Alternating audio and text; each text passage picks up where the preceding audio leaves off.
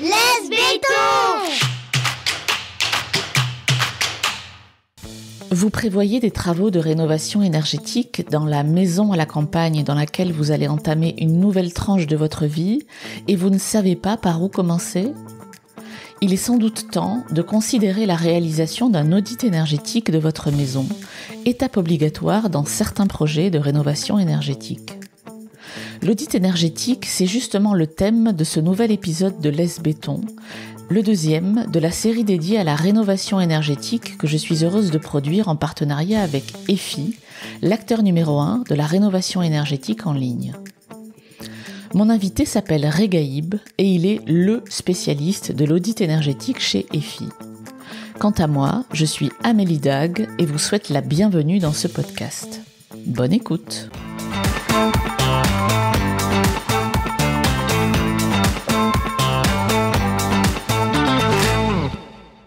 Regaïb, bonjour. Bonjour. J'ai une question très basique à vous poser pour démarrer. Qu'est-ce qu'un audit énergétique ? Alors, un audit énergétique, c'est un état des lieux poussé de la performance énergétique de la maison. Et à partir de cet état des lieux, en fait, l'auditeur préconise des travaux d'amélioration de la performance énergétique de la maison. Donc, c'est un outil d'aide à la décision en même temps pour améliorer la maison énergétiquement parlant. D'accord. Et quand vous parlez de performance énergétique, c'est la qualité de l'isolation, du chauffage, etc. C'est que ça ou c'est aussi des considérations, j'allais dire, environnementales ? Effectivement, c'est tout ça. Quand je dis performance énergétique, en fait, ça englobe aussi tout ce qui est environnemental, tout ce qui est émissions de gaz à effet de serre. Donc, ça comprend tous ces éléments-là. Et ça comprend aussi le confort d'occupation de la maison. Ouais. Et pareil, on a des préconisations de travaux pour améliorer le confort d'hiver et estival de la maison. D'accord, ok. Alors, dans quel contexte fait-on cet audit-là ? C'est quand on achète une maison, quand on s'installe ? Comment ça se passe, en fait ? Alors, il peut être fait à tout moment. Ouais. Parfois, c'est quand on achète, on veut connaître vraiment la performance, l'état de la maison sur tous ces éléments, soit énergétiquement, d'un point de vue environnemental, la qualité thermique de chaque paroi, les systèmes énergétiques qui la composent. Vraiment connaître l'état, avoir un état des lieux de la maison. Parfois, c'est on veut se lancer dans des travaux, mais on ne sait pas par quoi commencer. Ouais. Donc l'audit énergétique, il nous permet de cibler les travaux à réaliser. Et à partir du 1er avril, on va avoir une obligation de réaliser un audit énergétique quand on vend une maison qui a une étiquette énergétique F ou G. Et ça, dans ce contexte-là, c'est le vendeur qui doit réaliser cet audit. C'est ça, exactement. Vous parliez d'auditeurs tout à l'heure, donc il y a des gens agréés pour faire ça, c'est ça, n'importe qui peut pas faire l'audit énergétique de la maison, j'imagine. Exactement. Un auditeur doit être certifié RGE, reconnu garant de l'environnement, d'accord, pour réaliser des audits énergétiques. Alors, comment ça se passe, un audit énergétique ? Si vous en commandez un, vous contactez un auditeur, comment ça se déroule en fait ? Alors, sur le site France Rénov', suivant votre département, vous pouvez trouver un auditeur énergétique qui a le certificat RGE. Ouais. Vous pouvez passer par EFI. Donc chez EFI, nous on a des partenaires auditeurs qui peuvent réaliser des audits au niveau national. Donc ça, c'est pour trouver l'auditeur énergétique. Ensuite, comment ça se passe, un audit ? Donc l'auditeur, il vous contacte pour fixer une date de visite technique parce qu'il doit se déplacer dans la maison. Une fois qu'il se déplace, il fait son relevé technique. Donc c'est vraiment le relevé de toutes les surfaces de parois, des perditifs de la maison. D'accord. Il vérifie la composition de chaque paroi, donc si c'est isolé ou pas. Il fait aussi le relevé des systèmes énergétiques, donc du système de chauffage, système d'eau chaude sanitaire, ventilation, climatisation s'il y a. Et enfin, il termine sa visite avec une sorte de questionnaire où il pose des questions à l'occupant sur son ressenti en période hivernale, en période estivale. D'accord. Donc c'est une visite qui dure un certain temps, j'imagine quand même. Oui, parce que, oui. Pour que la maison soit un peu grande, voilà. Ouais, c'est exactement. D'accord. Ça se fait peut-être en plusieurs fois même, probablement. Non, c'est vraiment une seule fois, mais c'est vrai que ça dure quand même au moins une demi-journée. Ouais, je comprends. Et donc, à l'issue de cette visite, quelques jours ou quelques semaines après, il remet un document, c'est ça? C'est ça. Donc, tous les éléments qui relèvent dans la maison lui permettent de faire une modélisation thermique. D'accord. Dans un logiciel réglementaire. Ouais. Donc, il fait une modélisation à l'état initial de la maison qui lui permettent de calculer les consommations théoriques, qui lui permettent aussi de connaître les émissions de gaz à effet de serre de la maison. D'accord. Il estime aussi la facture d'énergie annuelle à partir de ces consommations théoriques. Ok. Et enfin, il établit aussi l'étiquette énergétique de la maison à l'état initial. Puis, il y a des scénarios de travaux qui sont proposés par l'auditeur. Il y a des modélisations d'amélioration de travaux qui sont modélisés. Une fois que ces scénarios de travaux sont modélisés, à ce moment-là, l'auditeur il a terminé la partie modélisation et il peut préparer son rapport d'audit qui comprend tous les éléments qu'il a relevés lors de sa visite technique, tous les éléments de la modélisation. Surtout la modélisation lui permet aussi de faire une étude entre l'état initial et puis les états projetés après rénovation. C'est important parce que c'est un outil d'aide à la décision pour le client, puisque ça lui permet de connaître le gain d'énergie qu'il peut faire sur la facture, mais aussi l'étiquette énergétique après travaux qu'il aura. Donc c'est la fameuse lettre dont vous parliez tout à l'heure, c'est ça l'étiquette? C'est ça. Donc c'est un rapport qui comprend une cinquantaine de pages. Qui parfois comprend des termes un peu techniques. Après, il y a un glossaire qui explique vraiment les termes techniques qui ne pourraient pas être compris par des gens comme moi, mais vous pouvez le dire. J'ai pas osé. Alors, je reviens un peu en arrière. Cette étiquette énergétique, elle est attribuée à quel moment et par qui, en fait? Alors, donc, juste pour rappel, l'étiquette énergétique, en fait, c'est la notation, elle va de A à G, A étant la meilleure et puis G, c'est vraiment la moins bonne. D'accord. Et c'est l'étiquette énergétique qui apparaît dans le diagnostic de performance énergétique de la maison, le DPE. Le DPE, il est réalisé par un diagnostiqueur qui très souvent fait un ensemble de diagnostics. Il fait le diagnostic amiante, plomb, il fait un ensemble de diagnostics dont le DPE. Et suite à ce DPE, si la maison est en F ou G et que la maison est en vente, il y a un audit énergétique qui doit être présenté à l'acheteur. L'audit énergétique, il est réalisé lors d'une vente ou alors lorsque le client il veut se lancer dans des travaux qui vont améliorer la performance énergétique de la maison. On voit que c'est plus efficace quand la rénovation elle est faite avec une approche globale. C'est la raison pour laquelle aujourd'hui il y a une aide, il y a un dispositif qui a été mis en place, la rénovation globale. Dans ce dispositif, en fait, il y a 2 primes qui peuvent être bénéficiées par le client. Il y a le coup de pouce rénovation performante de maison individuelle. En fait, c'est la prime EFI, la prime certificat d'économie d'énergie, et ma prime rénov, rénovation globale. Donc, il y a 2 grosses exigences pour ce dispositif, c'est qu'il faut faire un gain d'énergie de 55% et avoir un geste d'isolation. Pour justifier que le gain de 55% est atteint, il est obligatoire de réaliser un audit énergétique. Donc aujourd'hui, les personnes qui veulent faire des travaux de rénovation, nous, on leur conseille de passer par l'étape audit énergétique, parce que du coup, on voit vraiment les points qui sont à améliorer dans la maison. Et puis, s'il y a vraiment une volonté de faire une rénovation, nous, on a la possibilité de dire, écoutez, vous voulez remplacer votre pompe à chaleur, et vous savez que vous allez isoler d'ici quelques années. Ouais. Nous, on vous conseille de regarder de manière globale et puis de partir sur ce scénario qui prévoit l'isolation des murs, par exemple, plus la pompe à chaleur. Et en termes de reste à charge, de reste à payer, les primes sont plus importantes en rénovation globale.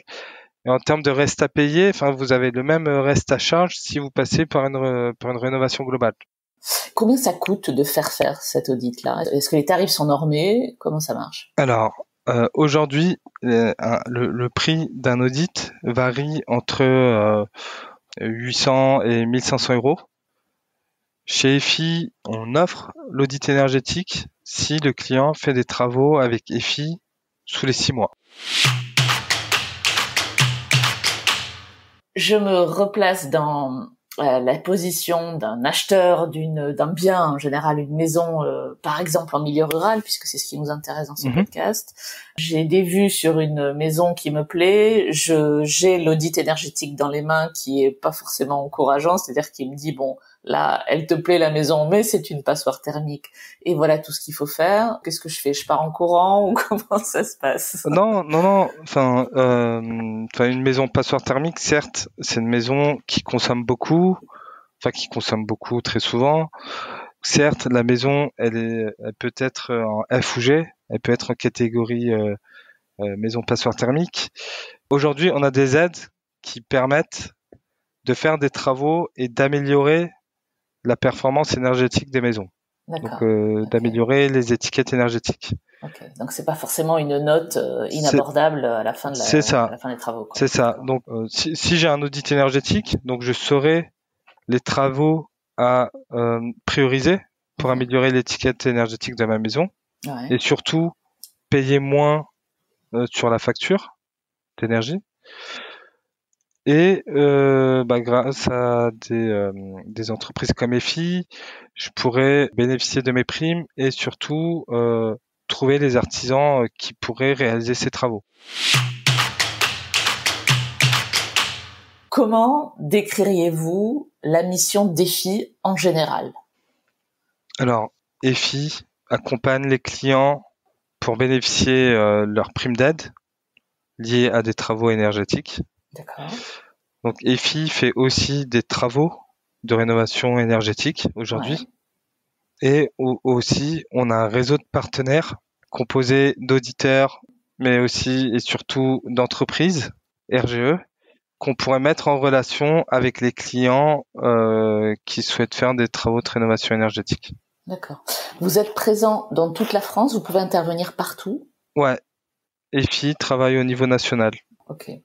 Alors, sur le thème qui nous intéresse là pour cet épisode de l'audit énergétique, j'ai compris que EFI pouvait déjà aider ses clients à trouver un auditeur. C'est même plus que ça, c'est donc on envoie le devis au client et puis une fois qu'il l'a signé, on demande à notre partenaire de réaliser l'audit énergétique de la maison. D'accord, donc vous êtes l'interlocuteur du client final en fait. Hein, c'est ça. Je comprends bien. Ok. En rénovation globale, il y a beaucoup d'interlocuteurs. Ouais. Il y a l'auditeur, il y a du coup l'entreprise rénovation globale qui fera tous les travaux, tous les postes de travaux retenus. Il y a aussi un bureau de contrôle qui passe avant les travaux, puis à la fin des travaux pour vérifier que les travaux sont bien réalisés selon les règles de l'art. Nous, notre rôle aussi, c'est d'accompagner les clients dans ce dispositif de rénovation globale où il y a beaucoup d'interlocuteurs. Je comprends. Donc nous, on est l'interlocuteur principal. On commande l'audit, on commande aussi les contrôles, des bureaux de contrôle, et puis on met en relation le client avec une entreprise pour qu'elle lui fasse un devis pour les travaux, pour le scénario de travaux retenus. Vous avez commencé à parler des aides tout à l'heure. J'ai bien compris que vous interveniez aussi là-dessus. Quel est votre rôle en fait sur ce sujet-là? Alors de manière générale, donc nous on est délégataire de certificats d'économie d'énergie. Et puis j'imagine que les personnes adéquates chez vous connaissent toutes les aides parce que ça bouge beaucoup. Enfin, quand on suit ça de loin, on voit bien qu'il y a une actualité qui est quand même chargée sur le sujet. Ouais, donc c'est vrai que ça bouge beaucoup dans le sens où les montants de primes évoluent. Donc il faut savoir que, au niveau des aides, moi je vous ai parlé des certificats d'économie d'énergie, mais il y a aussi l'aide MaPrimeRénov'. Et là, c'est l'État qui verse ces aides. D'accord. Donc chez EFI, on accompagne aussi nos clients pour l'obtention de ces primes. Et là, on parle de quel montant? Est-ce que c'est MaPrimeRénov', par exemple, c'est un pourcentage des travaux, c'est un montant fixe, est-ce qu'il varie? Comment ça marche? Alors, sur MaPrimeRénov', c'est des montants fixes sur les postes de travaux. D'accord. Et suivant les catégories de revenus. Donc, il faut savoir qu'il y a 4 catégories de revenus qui sont fixées. Donc, c'est des catégories qui sont déterminées grâce au revenu fiscal de référence du client et du nombre de personnes qui composent le foyer. Ouais. En rénovation globale, par exemple, pour pas les hauts revenus, mais juste en dessous, sur les intermédiaires, la prime, elle est de 10 000 euros dès lors qu'on a un gain d'énergie de 55%. Et il y a des bonus aussi qui s'ajoutent. Donc, il y a un bonus de sortie de passoire qui est de 1 000 euros, par exemple. Donc, dès lors qu'on sort de l'étiquette F ou G, on a un bonus de 1 000 euros pour cette catégorie de revenus. Okay.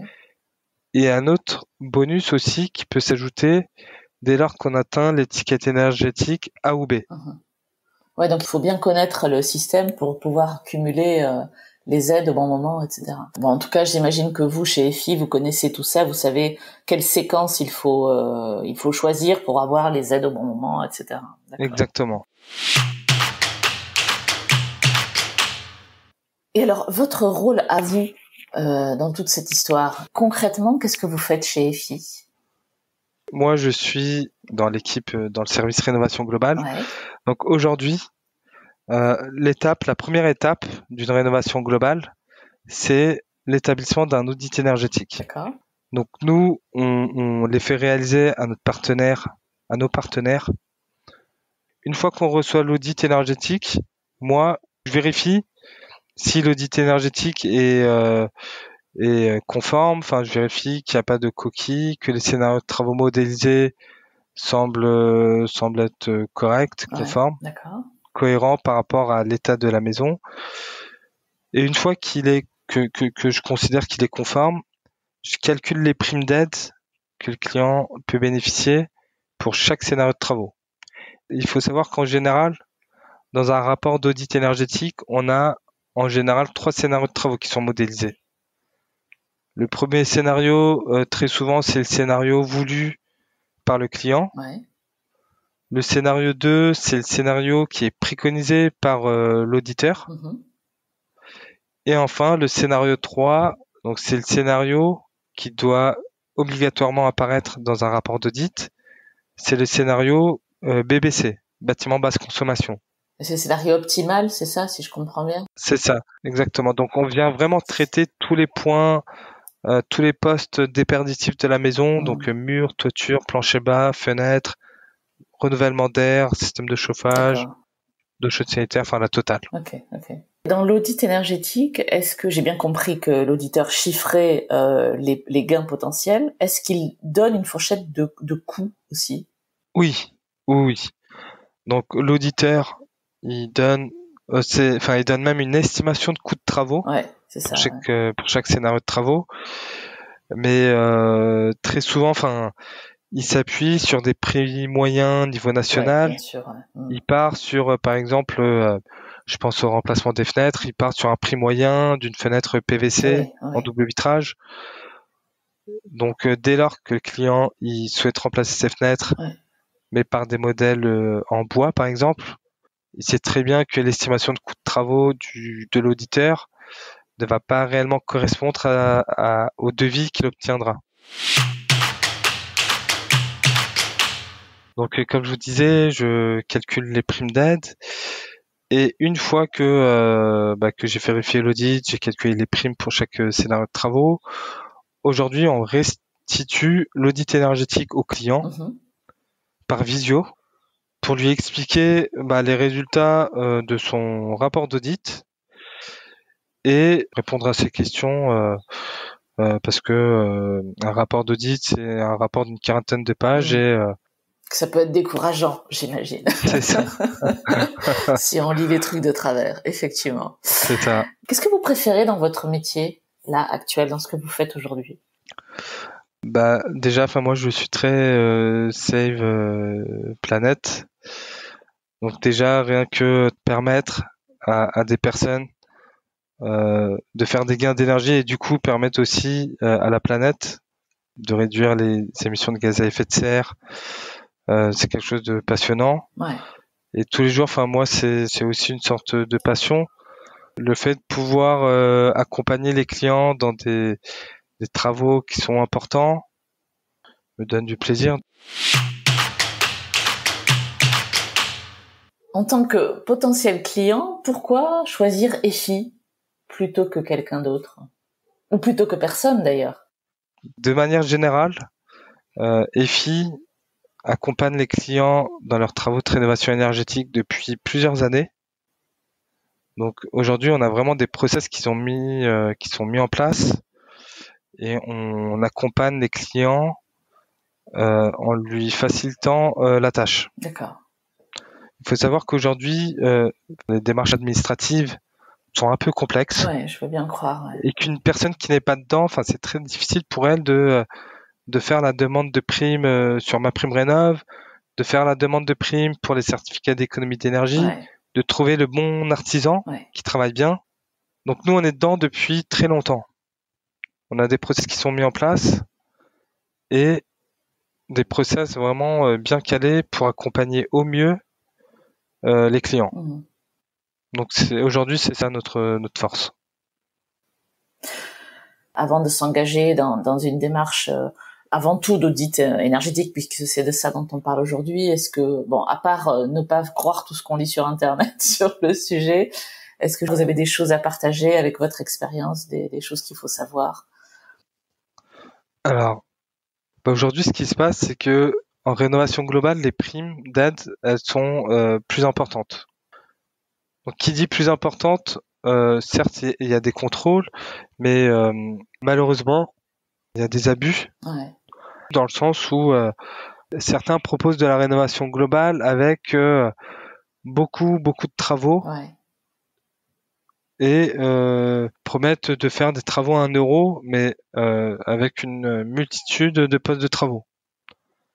Moi, des fois, quand je fais des restitutions d'audit énergétique, quand je parle de prix, de reste à charge, parfois les clients sont surpris, sont déçus, parce que juste avant de faire l'audit énergétique, ou alors pendant qu'ils ont fait l'audit énergétique, en parallèle, ils ont reçu un appel d'une entreprise qui leur a proposé de faire une rénovation globale, mais vraiment un ensemble de postes de travaux à 1 euro. Donc, c'est juste un petit message, pas d'alerte, mais d'attention sur, pour dire que malheureusement, il y a parfois des abus. Ouais. Quand c'est des travaux qui sont importants, l'idéal, c'est de se fier à des entreprises qui sont reconnues comme EFI. Non, c'est clair. Un grand merci. Merci à vous.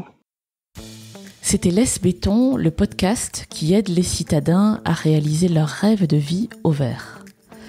Si vous voulez réagir à cet épisode, témoignez vous-même au micro de Laisse Béton ou me suggérer des invités.